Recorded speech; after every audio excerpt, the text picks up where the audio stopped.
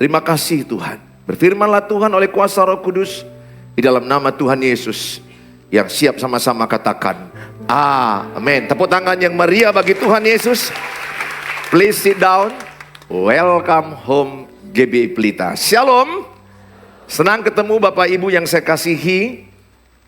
Sekarang kita belajar keteguhan iman dalam keluarga. Betapa penting kita belajar bagaimana memiliki keteguhan iman meskipun belum melihat jawaban doa. Meskipun doa kita tidak dijawab Tuhan, tetap iman kita teguh. Jadi iman kita teguh bukan karena doa kita dijawab. Tidak dijawab pun kita akan berkata, aku tetap beriman pada Tuhan Yesus. Amin. Ya, mari sama-sama kita belajar dari Ibrani 11 ayat 8 sampai kepada ayat yang ke-19. Ya, mari sama-sama kita semangati cuaca yang mendung di luar sana. Saya baca ayat 8, Bapak Ibu baca ayat 9. Karena iman Abraham taat ketika ia dipanggil untuk berangkat ke negeri yang akan diterimanya menjadi milik pusakanya, lalu ia berangkat dengan tidak mengetahui tempat ia tujui. Karena iman ia diam di tanah yang dijanjikan itu, seolah-olah di suatu tanah asing, dan di situ ia tinggal di kemah dengan Ishak dan Yakub yang turut menjadi ahli waris janji yang satu itu. Sebab ia menanti-nantikan kota yang mempunyai dasar, yang direncanakan dan dibangun oleh Allah. Karena iman ia juga dan Sarah beroleh kekuatan untuk menurunkan anak cucu, walaupun usianya sudah lewat. Karena ia menganggap dia yang memberikan janji itu setia. Itulah sebabnya maka dari satu orang malahan orang yang telah mati pucuk, terpancar keturunan besar seperti bintang di langit dan seperti pasir di tepi laut yang tidak terhitung banyaknya. Dalam iman mereka semua telah mati sebagai orang-orang yang tidak memperoleh apa yang dijanjikan itu, tetapi yang hanya dari jauh melihatnya dan melambai-lambai kepadanya, dan yang mengakui bahwa mereka adalah orang asing dan pendatang di bumi ini. Sebab mereka yang berkata demikian menyatakan bahwa mereka dengan rindu mencari suatu tanah air. Dan kalau sekiranya dalam hal itu mereka ingat akan tanah asal yang telah mereka tinggalkan, maka mereka cukup mempunyai kesempatan untuk pulang ke situ. Tetapi sekarang mereka merindukan tanah air yang lebih baik, yaitu satu tanah air sorgawi. Sebab itu Allah tidak malu disebut Allah mereka, karena ia telah mempersiapkan sebuah kota bagi mereka. Karena iman maka Abraham tatkala ia dicobai mempersembahkan Ishak yang telah menerima janji itu, rela mempersembahkan anaknya yang tunggal. Walaupun kepadanya telah dikatakan keturunan yang berasal dari Ishaklah yang akan disebut keturunanmu. Karena ia berpikir bahwa Allah berkuasa membangkitkan orang-orang sekalipun dari antara orang mati. Dan dari sana ia seakan-akan telah menerima kembali. Saudara, bagaimana kita memiliki keteguhan iman? Yang pertama kita akan belajar, poin pertama adalah dari pasal 11 ini disebut pasal iman. Banyak tokoh-tokoh iman di dalam pasal 11 itu. Saudara, yang pertama adalah beriman meskipun tak melihat. Ibrani 11 ayat yang ke-8 sampai ayat yang ke-12. Saya baca ayat 8 saja. Karena iman Abraham taat ketika ia dipanggil untuk berangkat ke negeri yang akan diterimanya menjadi milik pusakanya. Lalu ia berangkat dengan tidak mengetahui tempat yang ia tujui. Nah saudara, Abraham bapak orang yang beriman. Kita lihat bagaimana Allah memanggil dia dari Ur Kasdim ke tanah Kanaan. Dari Ur Kasdim ke tanah Kanaan, dia nggak tahu di mana tanah Kanaan. Dia nggak tahu tempat yang dia tuju, tetapi dia menjalani dengan taat. Respon orang yang beriman taat. Katakan taat. Yang kedua, bekerja. Jadi orang beriman tidak boleh pasif. Orang yang beriman itu taat, bekerja. Nah, Abraham dengan membawa keluarganya meninggalkan tanah kelahirannya Ur Kasdim, pergi ke tanah Kanaan, tanah perjanjian yang diberikan kepada dia. Dia tidak tahu, dia belum melihat. Yang dilihat dia faktanya adalah bertentangan dengan janji Allah. Janji Allah berkata kepada Abraham, keturunanmu akan sebanyak bintang di langit, akan sebanyak pasir di tepi laut. Kenyataan yang dilihat dia belum punya anak. Dia belum punya anak. Yang dilihat dia ternyata adalah Sarah, istrinya yang sudah sangat tua. Mati pucuk, mati haid, menopause. Artinya dia sudah tutup pabrik. Udah nggak mungkin lagi dia akan melahirkan, kira-kira begitu.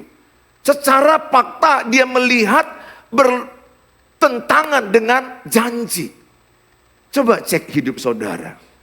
Janji Tuhan pada saudara dengan fakta hidupmu cocok nggak? Relate nggak? Janji Tuhan katanya anak Tuhan tidak peminta-minta. Janji Tuhan katanya anak Tuhan tidak peminjam-minjam. Anak Tuhan itu meminjamkan. Katakan meminjamkan. Bilang sebelahnya bukan tukang pinjam. Apalagi pinjol. Bukan tukang pinjol, nanti lama-lama benjol. Dan suka judol. Tahu judol? Judi online. Pinjol, pinjam online. Judol dan pinjol adalah adiknya benjol. Saudara, aku berdoa di ruangan ini tidak ada yang judol ya. Tolong, semua kita jangan ada yang judol. Bapak Jokowi baru umumkan 1 bulan 6 triliun uang berputar di judol. Judi online. Makanya banyak krisis di mana-mana. Dan itu adalah menengah ke bawah ekonominya. Dan paling banyak juga rakyat kita pinjol, pinjaman online. Tolong anak-anak gadis, saya mau ingatkan kepadamu, jangan wajahmu cantik tapi pinjol.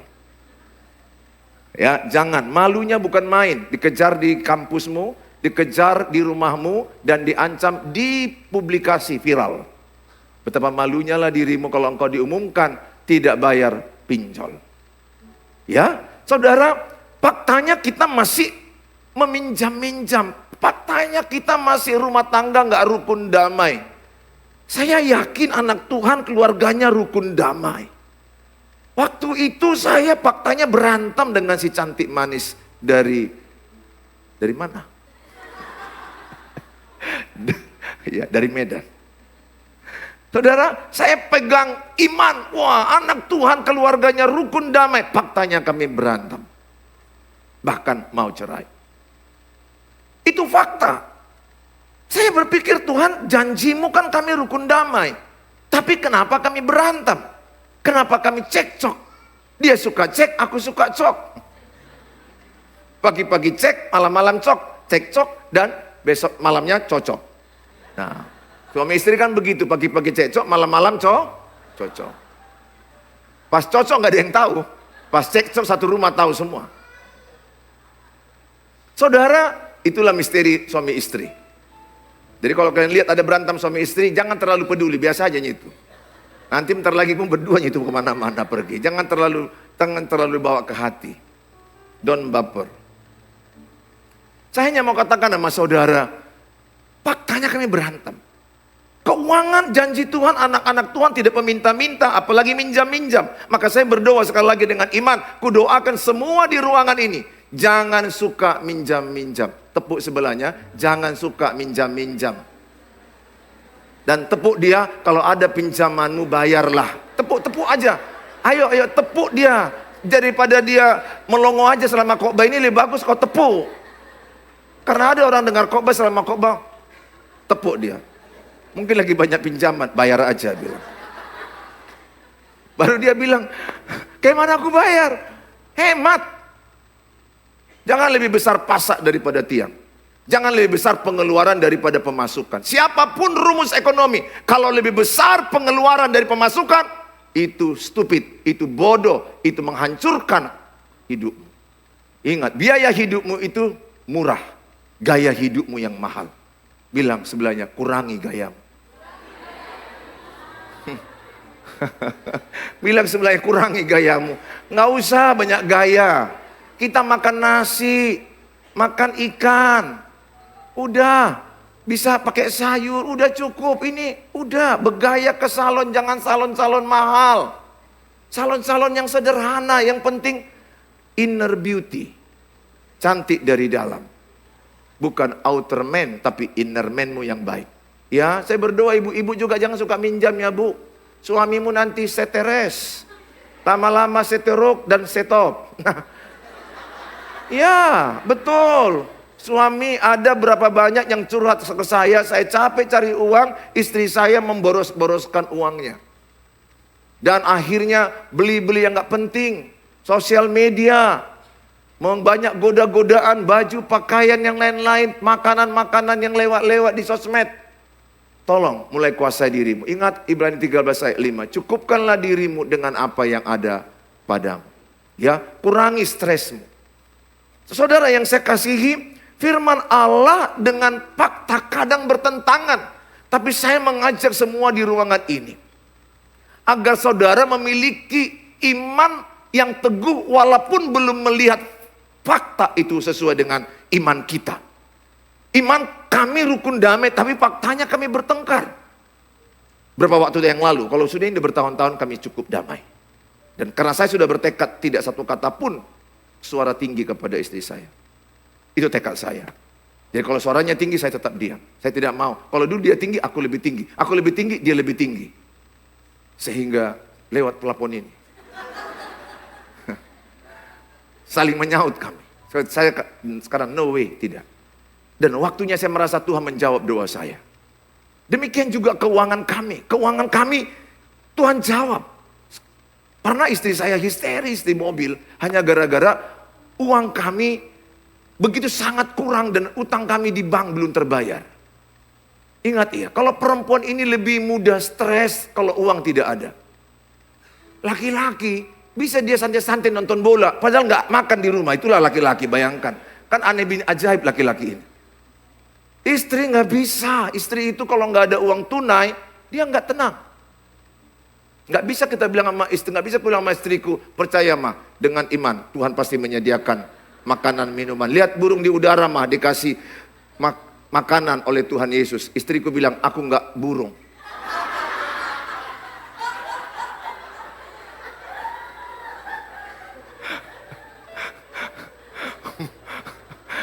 Aku manusia butuh uang.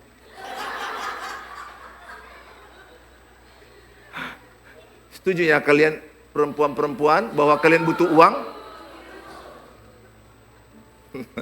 Saudara, saya mau katakan sama saudara, itu fakta dengan iman kadang berlawanan. Tidak sesuai apa yang kita imani belum kelihatan. Bahkan Abraham menantikan janji imannya itu 25 tahun. Dijanjikan Tuhan kepada dia itu pada saat umur 75. Bayangkan 75 ke 100. 25 tahun dia mengalami juga sempat pasang surut sebentar. Sempat dia berpikir sebenarnya jangan-jangan bahwa budakku ini aja lah, hambaku ini aja yang akan menjadi pewaris keturunan. Tetapi dia akhirnya tetap pegang imannya. Dan Tuhan mengatakan dia adalah bapa orang beriman. 25 tahun menantikan. Yusuf 13 tahun. Saya merasakan berapa tahun aku menantikan rukun damai dalam keluarga. Cukup lama juga. Tidak mudah, tidak instan. Aku harus melewati lembah kekelaman. Cekcok, pertengkaran. Dan akhirnya saya melihat Tuhan menjawab. Kenapa? Saat aku berdoa, aku pegang iman. Aku pegang janji Tuhan. Rumah tanggaku rukun damai. Aku pegang janji Tuhan. Ujian iman itu terjadi pada setiap orang yang beriman. Abraham akhirnya mendapatkan Ishak di usia 100 dan Sarah usia 75. Udah dapat Ishak, itu pun masih diuji. Tuhan masih minta dia persembahkan anakmu Ishak. Coba bayangkan janji Tuhan bahwa dia akan punya keturunan sebanyak bintang, sebanyak pasir di tepi laut. Lahir anaknya satu yang dinantikannya 25 tahun. Itu pun diminta lagi persembahkan. Kalau pakai pikiran, engkau berjanji banyak keturunanku, yang satu ini pun kau minta. Tapi lihat sekali lagi, dia taat. Orang yang beriman taat, katakan taat, katakan aktif. Dia tidak protes. Dia nggak bilang sama Allah, engkau menjanjikan ada banyak keturunanku, yang satu ini pun kau minta. Dia taat mempersembahkannya. Saudara, saya mengajak, jangan lemah imanmu ketika ada ujian iman. Ada ujian iman. Ada janji iman. Ujian iman, penggenapan iman. Nggak bisa kita ketika beriman langsung seketika. Ada juga mungkin yang diberikan Tuhan langsung saat itu. Tetapi kebanyakan di Alkitab saya membaca semua ada waktunya. Yusuf 13 tahun. Nuh bertahun-tahun. Ayub bertahun-tahun. Sering sekali iman kita diuji. Tidak instan. Kenapa kita tidak mendapat jawaban instan sama kayak bayi? Kalau nangis bayi, maka langsung datang susu, dodot. Kalau nangis bayi, maka pampasnya diganti. Itu kan baby. Bayi-bayi rohani. Tapi ketika mulai beranjak rohanimu, dewasa rohani, maka diizinkan Tuhan gak langsung dijawab. Maka saat durasi di mana engkau tidak dijawab Tuhan doamu, yang diinginkan Tuhan adalah engkau bertekun. Jangan lemah imanmu. Ketika engkau belum melihat fakta keluargamu rukun damai, engkau tidak melihat fakta uangmu cukup atau jadi berkat berkelimpahan, engkau belum melihat fakta mungkin keluargaku yang di YouTube, engkau belum melihat engkau sehat. Mungkin engkau penyakit asam lambung GERD anxiety, di mana engkau mengalami asam lambung yang naik sampai panas. Seperti ada kompor dalam perut, itu GERD. Kadang-kadang panas di dada, sesak sekali. Gembung, mual, oyong, sempoyongan. Mungkin engkau berbulan-bulan, bahkan bertahun-tahun asam lambungmu tidak netral. Saya hanya katakan, di masa itu yang saya alami, berbulan bahkan bertahun saya mengalami asam lambung. Saya bisa rasakan betapa sakitnya penyakit asam lambung. Kadang-kadang bisa menyesak, kadang-kadang bisa sampai mempengaruhi kecemasan. Kadang-kadang kita menjadi seperti linglung dalam hidup ini. Asam lambung itu yang begitu kadang-kadang menyiksa banyak orang. Dan ada orang bisa tiba-tiba bisa meninggal dunia juga. Tapi saya percaya, kalau engkau datang kepada Tuhan, Tuhan akan memberikan pertolongan. Nggak diizinkan Tuhan aku sembuh dalam sebulan. Bahkan saya merasakan dalam setahun pun tidak. Padahal dalam setahun itu aku berdoa, baca Alkitab, ke gereja melayani. Saya punya alasan kepada Tuhan. Tuhan, aku kan baca Alkitab, aku berdoa, aku baik-baik. Aku mengabdikan diri di gereja Tuhan. Masa aku yang sakit tidak kau sembuhkan? Udah setahun, udah 2 tahun. Saya belajar tidak ada mengeluh. Saya belajar mengucap syukur. Dan puji Tuhan, waktu Tuhan menyembuhkan saya. Dan saya yang dulunya berat badannya sudah sampai hampir di bawah 70. Hampir turun 18 kilo, udah begitu ceking, 60-an. Saya tinggal seperti kulit pembalut tulang. Orang bilang seperti mayat mati. Tapi saya percaya bagi Tuhan tak ada yang mustahil. Bagi orang percaya tidak ada yang tidak mungkin. Maka pesanku sama saudara, belajar dari Roma 4 ayat 18 sampai 20. Dan puji Tuhan saya sembuh dan saya sehat. Dan saya bisa menjadi berkat bagi orang-orang penyakit GERD. Penyakit di mana asam lambung naik sampai ke dada, sampai kerasa kepada tenggorokan atas, yang sangat menyesakkan dan panas, terkadang sangat begitu menyakitkan. Roma 4 ayat 18 sampai kepada ayat yang ke-20. Sebab sekalipun tidak ada dasar untuk berharap, namun Abraham berharap juga dan percaya bahwa ia akan menjadi bapa banyak bangsa menurut yang telah difirmankan. Demikianlah banyaknya nanti keturunanmu. Ayat 19 sama-sama. Imannya tidak menjadi lemah, walaupun ia mengetahui bahwa tubuhnya sudah sangat lemah, karena usianya telah kira-kira bahwa. Terus ayat yang, tetapi terhadap janji Allah ia tidak bimbang karena ketidakpercayaan, malah ia diperkuat dalam imannya dan ia memuliakan Allah. Pada ayat 19, imannya tidak menjadi lemah walaupun ia mengetahui bahwa tubuhnya sudah sangat lemah karena usianya sudah 100 tahun. Satu hal yang saya sampaikan pada renungan firman pada hari ini. Mungkin engkau sudah begitu letih, begitu lemah dalam menjalani hidupmu, tantangan pergumulanmu. Pesanku samamu, pulanglah dengan iman yang teguh. Pulanglah dengan iman yang percaya Bapa di sorga adalah Bapa yang baik, Bapa yang menepati janjinya indah pada waktunya. Bapa yang tidak lupa menepati janjinya. Saudara, ketika dipersembahkan Ishak, Abraham mempersembahkan Ishak, Allah menggantikan domba di semak belukar di belakangnya. Allah tahu apa yang dia lakukan itu hanya ujian iman. Ingat semua penundaan doa-doamu yang belum dijawab itu hanya ujian iman. Itu hanya sesaat, tidak selamanya engkau mengalami ujian iman. Kalau saat ini ada yang sedang kau doakan, saya ajak sebentar kita nanti akan berdoa. Coba cek bagian mana yang sedang kau alami saat ini. Saat ini ada yang belum dijawab Tuhan, yang belum kau lihat, yang belum kau dapatkan. Coba pada siang hari ini engkau berkata kepada Tuhan, aku tetap percaya.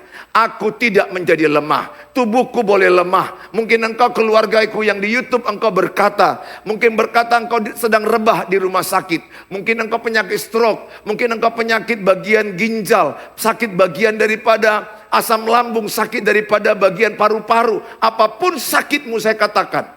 Di tengah-tengah tubuhmu yang lemah. Alkitab berkata, imanmu jangan lemah.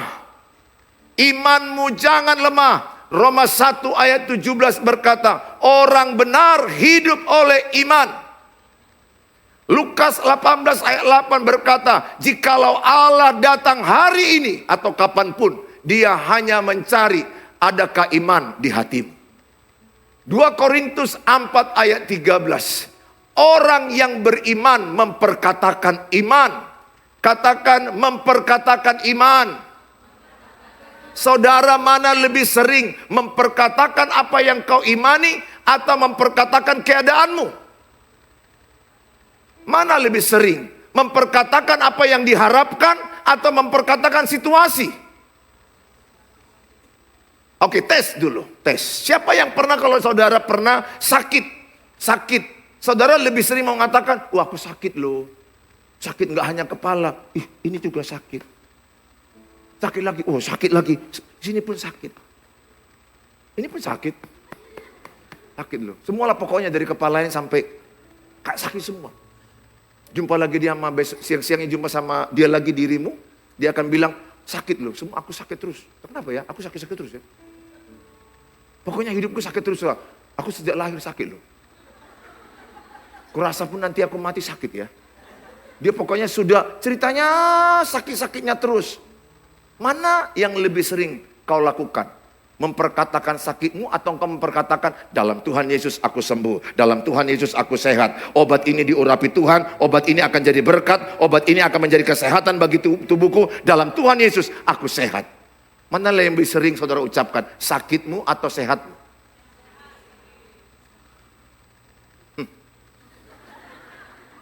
Bilang sebelahnya, Tuhan tahu arti ketawamu.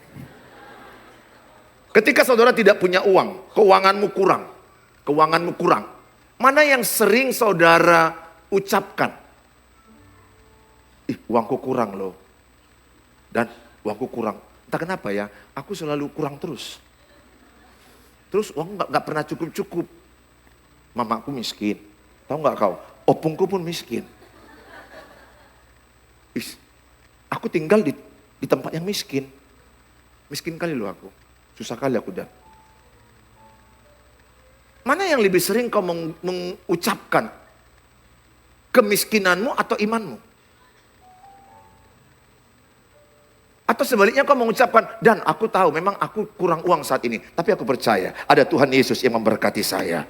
Aku percaya Tuhan Yesus masih berkati pekerjaanku. Tuhan akan membuat aku berhasil, beruntung dan berhasil. Dan aku percaya setiap yang kukerjakan akan diberkati Tuhan. Amin. Mana yang lebih sering kau ucapkan anak gadis? Aku udah umur 27, gak ada yang mau sama aku. Kurasa apa dosaku ya? Menurutmu lah kenapa aku gak laku? Kau baru umur 23, kau sudah putus berapa kali? Kau udah 4 kali kau putus kan? Aku 27, gak pernah putus-putus. Karena gak pernah pacaran. Mana lebih kau ucapkan? Keadaanmu atau imanmu? Ketika engkau sadar umur 27, dan engkau merasa sudah jatuh tempo, seperti deposito. Mana lebih sering kau ucapkan? Situasimu yang tidak ada datang kepadamu, atau engkau memperkatakan imanmu? Aku percaya tidak lama lagi dia sedang menuju saya. Aku percaya pasanganku itu sedang OTW. Dia sedang datang. Dan aku perlu merias diriku. Aku perlu membentuk karakterku. Aku perlu mendandani hidupku. Aku perlu menjaga hatiku yang tentram, damai, lemah lembut. Aku membangun imanku. Dan aku perlu memperlengkapi pekerjaanku. Dan mulai memikirkan di mana rencana pesta pernikahanku. Dan aku mulai berpikir perumahan mana yang mau aku ambil. Dan aku mulai berpikir nama-nama bayi. Ketika engkau pergi ke toko membeli buku-buku nama-nama bayi, yang punya toko bertanya, Bu, berapa anakmu? Oh belum. Oh, udah tunangan? Oh belum. Oh lagi pacaran? Oh belum. Jadi untuk apa ini Bu? Udah, urusanmu kau tanya berapa harga ini, itu yang penting. Gak urusanmu itu. Itu langkah iman, Bang. Orang yang beriman selangkah lebih maju. Amin. Orang yang beriman seperti Nuh, membangun bahtera gak ada hujan. Orang bilang dia ritik, gila. Kadang-kadang orang beriman dengan beda-beda tipis, mungkin orang bilang, kok bisa kau membangun bahtera terang, gak ada hujan, gak ada banjir, gak ada bah. Tapi dia membangun bahtera dan dia selamat. Saya mau katakan kepada saudara, pegang teguh imanmu. Apa yang sedang kau imani. Bahkan engkau saya anjurkan, jangan pasif. Kalau engkau menginginkan rumah, kau belum melihat, lihatlah supaya terlihat. Engkau bisa menawar di satu orang-orang yang lagi sales di mall-mall. Ketika engkau melihat ada mereka menawarkan kertas promosi, Mbak, ini Mbak, Pak, ini Bang. Ambil, kalau engkau memang sedang mengimani rumah. Kemudian kau berani menawar dia. Salesnya kau tanya, yang ini berapa harganya satu? Kemudian dia bilang, yang ini harganya 1,5 miliar. Jangan langsung kau bilang, mati laku. Jangan, orang beriman gak boleh bilang mati. Ingat, menawar itu langkah iman. Bahkan bila perlu kau tanya, ini sudah SHM. Ini sudah siap jadi ya. Aku tinggal angkat koper. Oh iya Pak. Orang beriman itu gaya ngomongmu meyakinkan. Terus kemudian pacarmu di belakang cubit-cubitnya kau. Cicilan sepeda motor belum kau bayar. 575.000 belum kau bayar itu. Yang kau tawar 1,7 M. Saya mau katakan, kalau kau beriman gak perlu takut. Beriman saya katakan tadi, belum melihat tapi percaya. Amin. Engkau belum melihat tapi kau percaya. Engkau masih sakit, engkau percaya sehat. Engkau belum melihat engkau punya rumah, engkau melihat engkau punya rumah. Engkau belum punya keturunan, engkau percaya engkau punya keturunan. Bahkan engkau mulai memikirkan nama-nama bayi. Nama-nama anak yang akan diberikan Tuhan kepadamu. Saya mengajak sama saudara, miliki iman meskipun belum melihat. Perkatakan iman. Markus 11 ayat yang ke-24. Coba kita baca. Tadi saya katakan memperkatakan iman. Sekarang yang kedua saya ajari mengimajinasikan iman. Markus 11 ayat 24. Sama-sama kita baca 1, 2 ya. Karena itu aku berkata kepadamu, apa saja yang kamu minta dan doakan, percayalah bahwa kamu telah menerimanya. Maka hal itu akan diberikan kepadamu. Ada kata telah menerimanya. Katakan, aku telah menerima imanku. 1, 2 ya. Aku telah menerima imanku. Aku memperkatakan imanku. Dan aku membayangkan imanku. Oke, bagi engkau yang belum punya pacar, usiamu sudah 25, engkau mengimani akan datang pacarmu dan akan melamarmu. Apa yang kau bayangkan? Kau akan membayangkan bahwa engkau nggak lama lagi akan dipinang. Kau membayangkan akan ada orang yang datang kepadamu dan akan melamarmu. Dan engkau membayangkan engkau pakai baju pengantin. Bayangkan, jangan terus pakai sarung. Kau membayangkan. Jangan kau bilang gak ada yang laku sama aku, gak ada yang laku sama aku, udah aku pakai daster aja terus. Jangan. Sekali-sekali engkau pergi ke toko wedding. Supaya saudara bisa melihat baju-baju pengantin. Mengimani itu artinya engkau percaya belum melihat, bahkan engkau memperkatakan imanmu, bahkan engkau membayangkan engkau telah menerimanya. Engkau sakit, engkau membayangkan sehat. Engkau miskin, engkau membayangkan hidup berkecukupan. Engkau mengalami yang namanya ketidakpunya keturunan, engkau membayangkan engkau punya keturunan. Bagian kita mengimani, membayangkan itu gratis. Satu waktu saya memimpin anak pegawai kami di rumah sakit Imelda. Yaitu para security, saya memberi briefing dan motivasi, dan para cleaning service. Yang dalam kebersihan dan orang yang mengamankan yayasan Imelda. Ketika saya bariskan mereka, ada berkisar 15 ke 20 orang. Kemudian saya kasih motivasi sedikit kepada mereka. Siapa yang mau hidupnya lebih baik ke depan? Semua angkat tangan. Oh mau dong dokter, mau dong, mau. Oke. Sekarang coba saya ajak kalian tutup mata 30 detik. Bayangkan kalian bawa mobil Innova.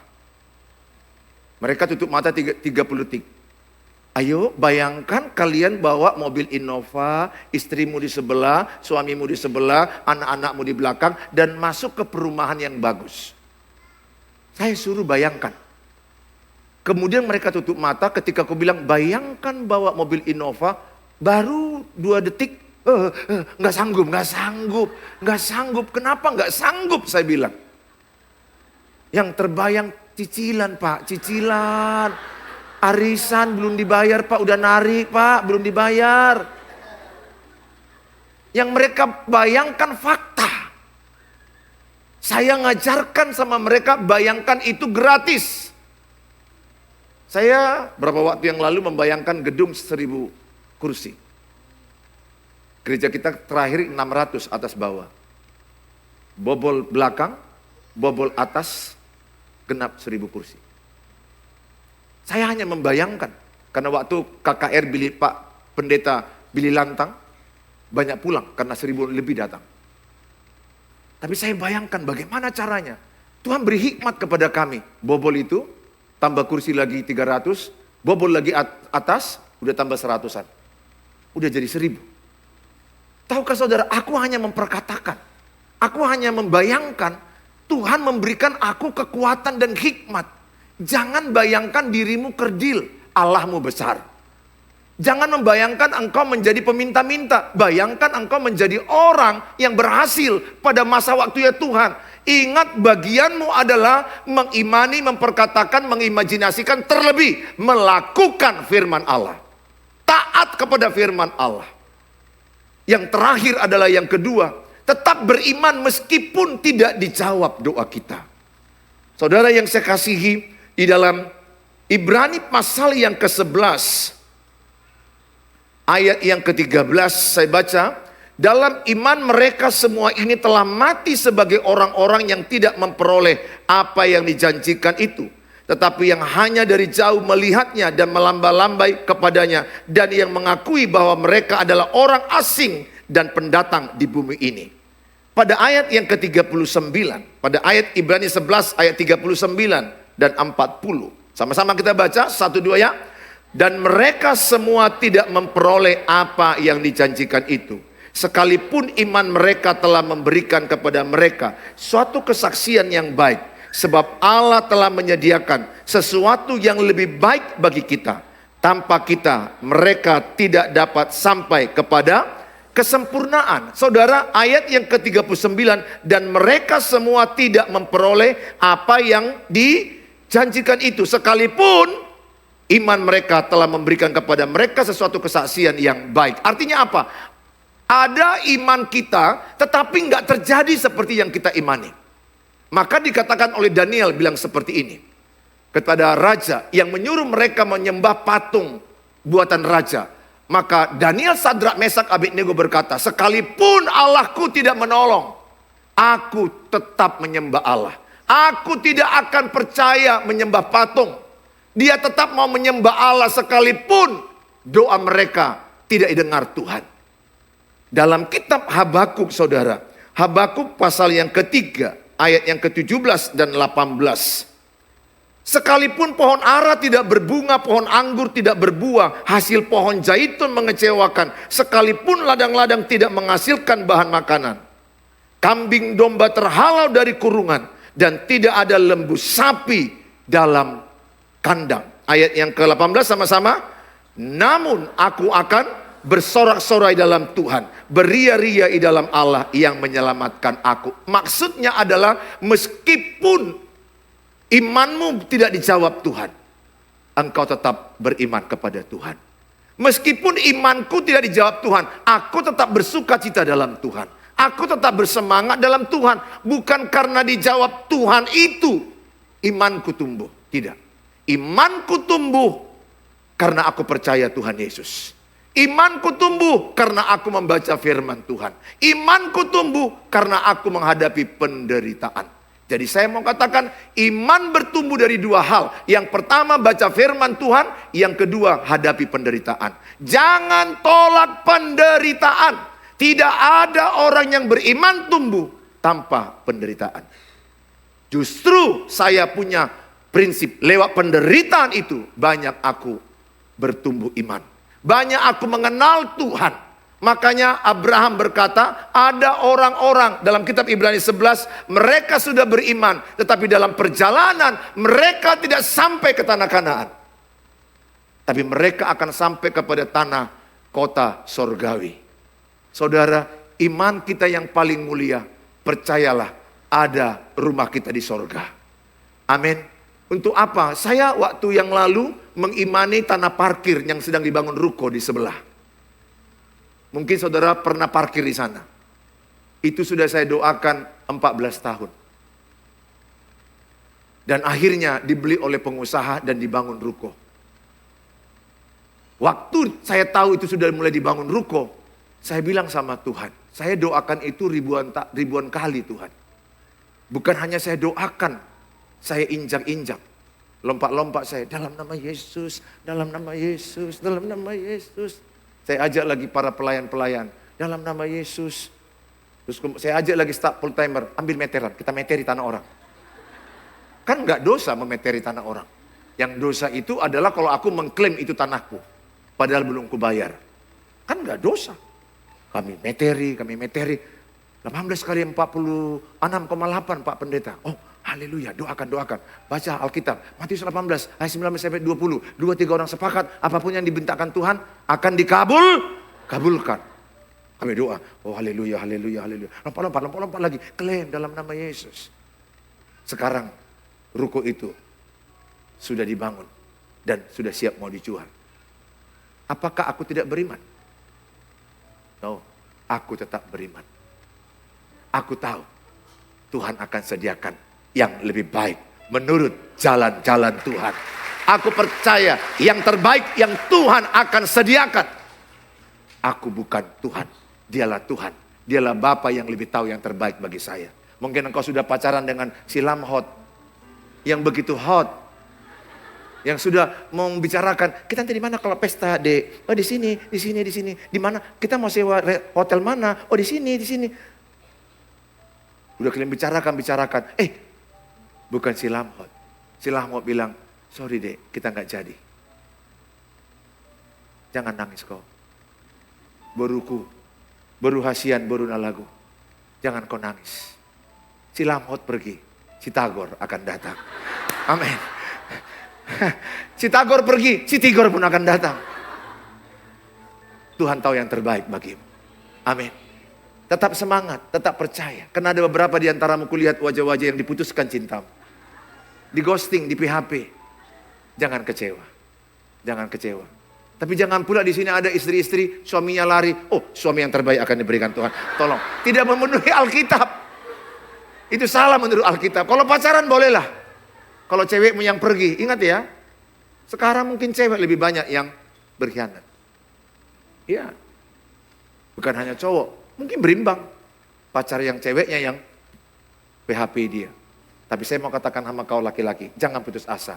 Selalu beriman, yang terbaik yang Tuhan berikan. Bahkan saya mengatakan, nggak perlu kau nangis 3 malam, memikirkan dia yang pergi itu. Perkatakan aja, pergi kau Tagor, Tigor akan datang. Amin saudara. Tagor, muka-muka Batagor, Tigor akan datang sama saya. Sebagai hamba Tuhan, saya berdoa, tetaplah engkau beriman, meskipun engkau tidak melihat. Tetaplah engkau beriman, meskipun engkau tidak mendapat doamu. Doamu tidak dijawab Tuhan. Dia adalah Tuhan yang tahu yang terbaik bagi hidup kita. Tepuk tangan bagi Tuhan Yesus.